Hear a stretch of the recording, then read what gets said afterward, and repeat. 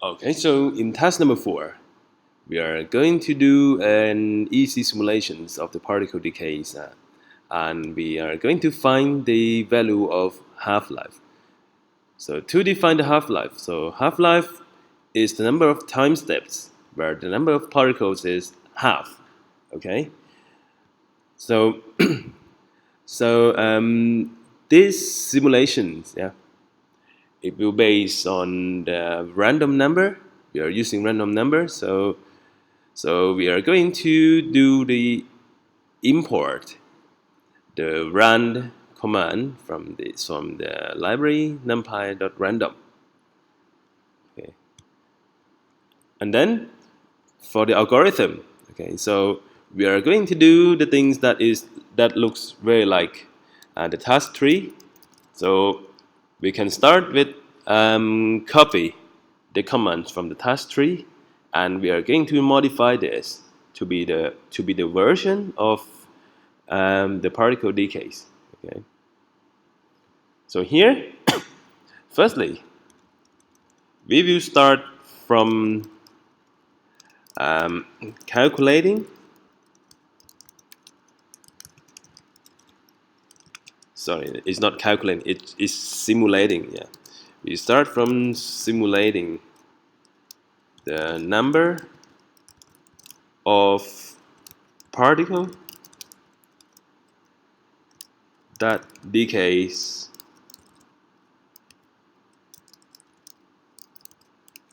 in one time step. Okay, so in one time step. Okay, so now we are not talking about the head and tail anymore, but we should we should have a starting number of particles. So if I just specify this number of particles as like 100,000, okay, and then I define another variable instead of height. I will call these the decay count. Okay, so this variable is where we are going to count the number of the particles that is decay. Okay. Okay, so so here we are going to do the experiment that looks just like the coin tossing, but we are going to do this for the particles for 10,100,000 particles. Okay, so here the 4i in range. Yeah, I would say that it should be the 4i in range from 0 to n, and for each time we are getting a random number r, and if r is larger than 0.5, instead of printing height here, um, we are going to say that this particle is decay, okay, or not decay. Okay, so so if I say that the decaying probability is 0.5, and then if we type down as if the random number is larger than the decaying probability. Yeah.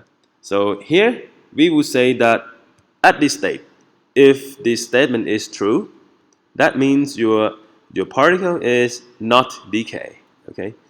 So if it is not decay, so I can just say that the decay count will just remain the same, or I would say the decay count plus equals 0. So this sign, the plus equals, it is just actually equivalent to you typing decay count plus 0. Okay, but I'm going to use the plus equal from now on because it looks cool. Yeah. So so here this is the state for not decay. Okay, but for else, so this condition, it is whenever your random number r is less than is less than the probability value. Okay, so here I'm going to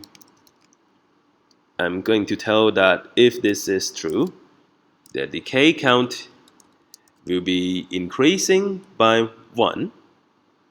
Okay. So after that, for how many numbers of the decay particles, yeah, we are going to update the number of particles. Okay. For example, if you have the x particles decays this way, okay. So I would say that the number of particles will be decreasing by the number of decay count. Okay. So this is what happened. Okay, and we want to print out the result. Okay, we want to print out the number of particles. Okay, so we can change this message a little bit. Okay, so we can say that the number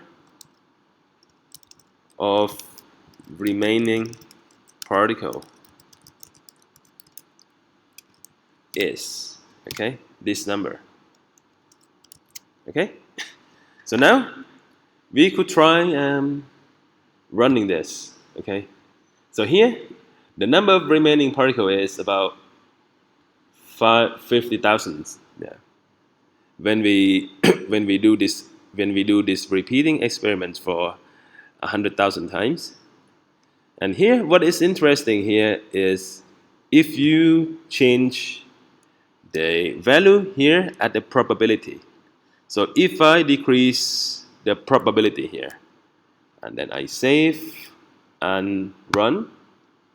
So here, if you decrease the decaying probability, so what you get from the simulation is you get the larger number of remaining particles. Okay, so this is what happened this is what happens to your simulations when we consider one step. Okay, so I'll just change this to this version of the command. So this is one time step. Okay, but now we are looking at our objective again. So we want to find the half-life, or we want to find the number of time steps where the number of particles is half. So here, what is going to help us is the while command. Okay, so if all of these codes are what happens in one time step, okay, we want to do what happens in many of the time steps. Okay, so what you can do is to highlight all of this and push tab. Okay, tab. Yeah. Then the program will do the indentation for each line of your commands, and then for this loop, instead of using for, you use while instead. Okay, so if I say that while n is less than n0 divided by 2, okay, and if I say that the n0 is the starting number of particles, okay, and I will just say that the n0 is 100,000, and then let's remove this n equal 10,000 here, and and then I will say that the current number, okay, so n is the current number of particles,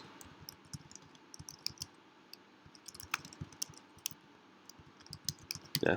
So so here, if we revise this code again, the starting number of particles, yeah, we have the number of particles n0, 100,000, and then the current number of particles before we do simulations, yeah, we would just be equal to the starting numbers, yeah, and then for this condition, while n is sorry, it should be while n is larger than n0 divided by 2, okay? That means while this statement is true, okay? So now n is equal to 0, yeah, before we do simulation is 100,000, and n0 half is 50,000, okay? So this must be true for the first step, okay? And then we do this, okay? So when we finish doing this, when we finish simulating the number of particles that decay in one time step, so when we finish the time step, you get the updated number of the particles, and then the remaining particles will change over the time. So like if you run this, you're gonna get something like this. So for the first loop, what you get is your n, or your current number of particles, will becomes about 94,000, and then you come to check if this is true. Okay, so this is still larger than 50,000. Okay, we do this command again. Okay, and when you do these commands again, you get the updated value of n as 90,000, and you come back to check here if 90,000 is larger than 50,000. Yes, it's still larger than 50,000. So you do these commands again, and then you get the changing numbers of particles. But then when you end up with the number of remaining particles is 48,000, and 48,000 is now lower than 50,000. So this statement is not true anymore. So that the simulation stop. Okay, and then if you want to count the number of time steps, so this is the easy thing to do also. So you can define a new variable. Okay, so you can define the new variable as a number of time step. Okay, so you can just type time step equals to 0 at the beginning. Okay, and when a simulation of a decay in one time step has passed, you can just increase the number of time step by 1. So it's gonna be time step plus equals 1. Okay, and then you can also print this out. So print, I will print this as at the time step number x. Yeah, at the time step number x, the number of remaining particles is, okay, and then you want a number time step. So this number time step will correspond to this format. Okay, and then this number n will correspond to this format. Okay, so then when you run this, you get the message that at time step 1, number of remaining particle is 90,000, and at time step 2, number of remaining particle is, and lastly at time step 14, number of remaining particle is here. So finally, you can just say that print, therefore the half-life is, so %3D percent times that. So therefore the half-life is this numbers of time steps, and then the program will just print out that finally, therefore the half-life is 14 time steps. Okay, so that's the end of the task 4. Thank you.